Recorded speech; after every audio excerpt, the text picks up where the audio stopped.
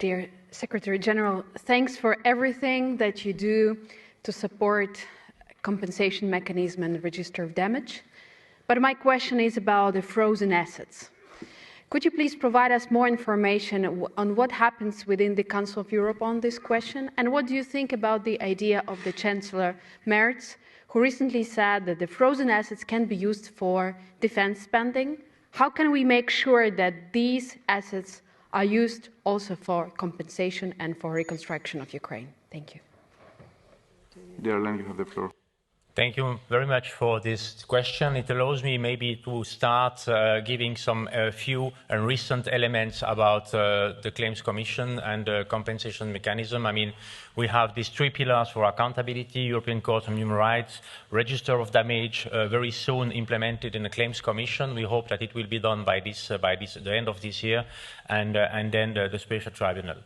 About the Claims Commission, the compensation, it is clear, and it was always clear, that the whole discussion must also include the discussion about the funding, how to fund all those work. And it is clear that since many years now, the whole discussion about the so-called frozen assets is at the very center of this discussion.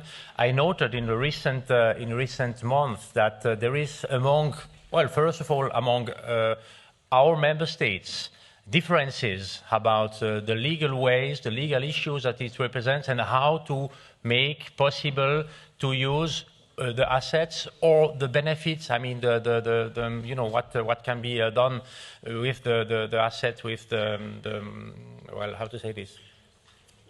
The interest, sorry.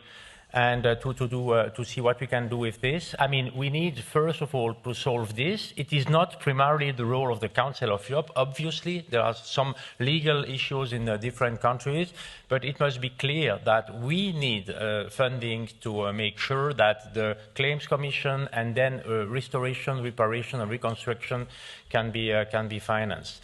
About the use of the frozen assets to finance defense systems and weapons, I mean, it's not my role to take a position on this. I just note, and I think it is also understandable why, I just note that, a lot of European countries are investing a lot of money now for defense system and weapons. I mean, it is probably absolutely a good thing, and to understand in the actual situation, also for supporting Ukraine. But I think our role is to recall that if we are investing a lot in this matter, it will never be solid and sustainable if the whole thing is not built on a solid ground of democratic security. That's why our role is also to call for this, for stability on the long term, and not to forget to finance and to support the democratic security. That means the values, that means the importance of the rule of law, the importance of democracy, because it is exactly what made in the past, in the last 80 years, that our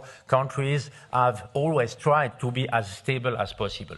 Despite of this, we know this, we have wars, war on the European continent. We have the aggression, to take this particular, the very central case, the aggression of Russia and Ukraine since 2014 and full-scale invasion since 2022. Despite of this, we must invest to continue to work for stability and for the conditions that must allow peace to always prevail.